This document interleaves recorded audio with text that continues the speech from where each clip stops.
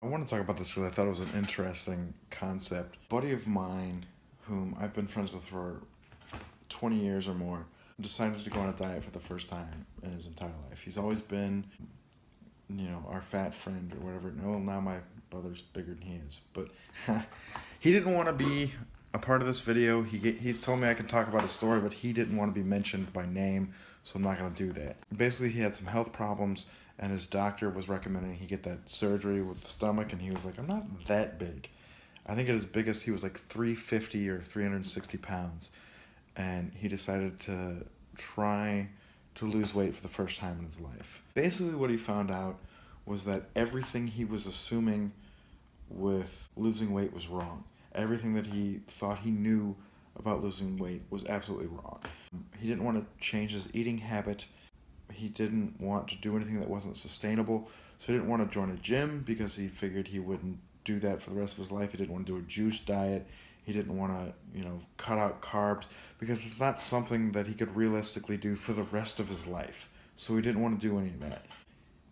Everything about eating is habit. So when you do it, how much you eat, what you eat, all of that it's habitual, and habits can be changed. So what he decided to do, very simply, and the key to the whole thing was essentially just keeping track of calories. That was his big thing.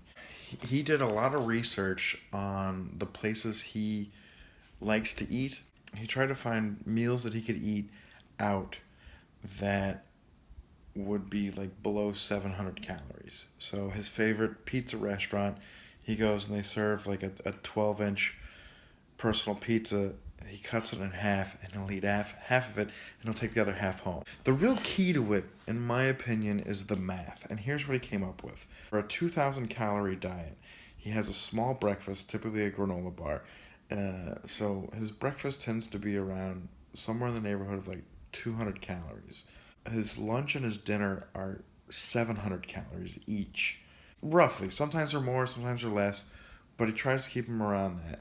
Sometimes he's got meals that are like 500 calories. He's got like 400 calories for snacks throughout the day. If he happens to get busy and misses a meal, it doesn't mean that he like stuffs up and eats like a huge amount for the second meal. It just means that he'll eat his normal meal and then he'll wait an hour, and if he still feels hungry, he'll eat a snack. Something to satiate that desire. One of the things he said was that changing this, going from eating, like he used to go to Publix, which if you've never been to Publix is amazing. He used to go to Publix and he would get a whole sub and chips and a drink. Make it a combo and he'd eat that. He doesn't drink his calories. So no, he'll drink like Diet Coke and iced tea, Crystal Light. Like he'll mix it in the water and leave it in a pitcher. Not sweet tea, just unsweet tea. Things that have 0 calories. He tries to do things like that that's going to, you know, make it easier to hit 700 calories. I don't know if you've tried to look up some of your favorite restaurants. A lot of them's pretty calorically dense. Like I think a Whopper is in the 700 calorie range. A single Whopper with cheese. He likes going to Burger King, so he loves their nuggets. He'll get 10 nuggets and a small fry and a Diet Coke. Doesn't matter what size the Diet Coke is, it's 0 calories. So he focused. I'm certain there's some nutritionists that are like horrified because he's not eating lots of greens and whatnot. He does have some good meals. Like he eats a lot more chicken now because chicken is less calorically dense than beef. So when he wants tacos, he'll get chicken on the tacos. He'll make them at home. He'll make the fresh thing. That was the thing. He didn't want to be stuck just having meals at home. He still wanted to go out. He wanted to go to the places that he normally goes to. So he did research on all the restaurants he likes to go to, and he would find something he could get that was within his budget. He always budgeted a certain amount of calories per day, and he tried not to go over that. So that meant, like I said, the pizza restaurant he goes to, he gets the pizza he normally would, but he would cut it in half and save half immediately, so he's not tempted to eat it. He would do things like we go to the Mexican restaurant, he'll get enchiladas and he'll get a to-go box and he'll take half of it or something and put it in a to-go box. And that stops the temptation of, oh, I just gotta clean this plate, you know. He didn't join a gym. He didn't work out at all. He didn't change any of that. And what he's found is that it wasn't necessary for him yet. He might incorporate something later, like just having some dumbbells he lifts at home. But as far as weight loss, that wasn't necessary. Because what he always thought, what he pictured, was that you'd have to join a gym and work out, and then that counteracts what you eat. And that's simply not true. So he's not exercising anything, and over the last, I think it's 6 or 7 months, he's lost 90 pounds, and it's crazy. So here's what he does: he weighs himself every morning. It's a motivator, you know. You can see your progress. You can see when you've weighed. What he's found is like cheat days. Cheat days can like wreck your whole week. Like if you have a crazy cheat day, or even more. Like he doesn't even on Thanksgiving. He still tried to eat a reasonable amount of food and not just engorge himself. And it's been crazy watching his progress, but he's he's lost like 90 pounds. It's insane. You know, he looks like a completely different person. And it's very inspiring. I've definitely learned a lot from watching him, and I've tried to incorporate some of his ideas into my own life. And I gotta say it's helped. Like, and okay, I mentioned he used to like going to Publix and getting subs. So he still does that. He still goes and gets a sub, but instead of eating an entire sub, chips, and a drink, he'll just eat half a sub and a drink, and his drink will be 0 calories. He doesn't get the chips. That's 300 calories right there, depending on which bag of chips you grab. You know, he doesn't eat the whole sub. He just eats half. He still even gets mayonnaise on it.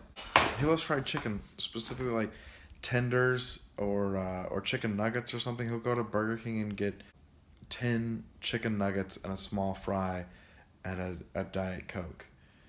And he'll go to Publix and he'll get 2 chicken tenders, which he said chicken tenders, I guess he's figured out, are like 1,000 calories for a pound. So he'll get 2, which comes out to like between like 0.35 of a pound and 0.45 when they weigh it on a little scale thing. So he'll get that, and he'll get a side of like corn or carrots or something like that, and then a drink, like Diet Coke or whatever, and that'll be his meal. He does some healthy things, you know. He eats a lot more chicken now. He's eating things like lentils. One helpful thing he does, some tricks he does, is like get rid of sides to cut down calories and eat just if whatever he wants to eat is, you know, calorically dense, he'll either eat less of it or he'll cut out sides. So like if he went to Burger King and wanted a Whopper, he would eat just the Whopper. Or he'd, you know, cut that in half and then he'll have fries with it or something. The crazy, he's never had a Whopper. He's been to Burger King, likes Burger King, has never had a Whopper. That blows my mind. He likes their nuggets, though. That was just an example. I mean, if you go someplace else, he'll cut it in half or whatever. One thing we figured out, looking up the calories in all these places, the calories for this taco place we used to love to go to. I used to love to go there. In fact, I have a coupon for a free taco. 2 tacos at this place are between 900 and 1,200 calories, depending on which, meat or whatever you get in there. That's a shitload. That's a lot of calories. That's insane to me. Basically, it comes down to weighs himself every day. He doesn't drink his calories. He keeps it below 2,000 calories by doing a small breakfast, 700 calorie lunch and dinner, you know, snacks in between. And it's super simple, but it's not something people always focused so much on what they eat as opposed to how much. Like we went out with a friend of ours and he got a buffalo chicken sandwich with fries and mozzarella sticks and Pepsis, like huge Pepsis. This is a different friend. but the sandwich was grilled, like as if it was okay because the sandwich was grilled. He had like 4 of those Pepsis. It had to be 200. You know, they're the big ones, so it had to be like 200 calories a piece. That's like 800 calories in just Pepsis.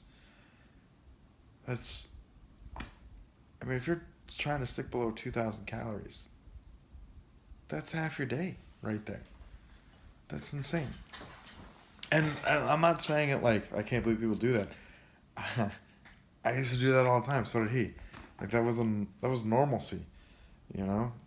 But it's interesting to see how someone has been able to lose 90 pounds without working out, still eating fried chicken, because you know it seems like the what we're taught as far as nutrition and trying to lose weight comes down to what you're eating, not how much, or at least they don't focus on this as much as they focus on what you're eating and whether or not you're working out.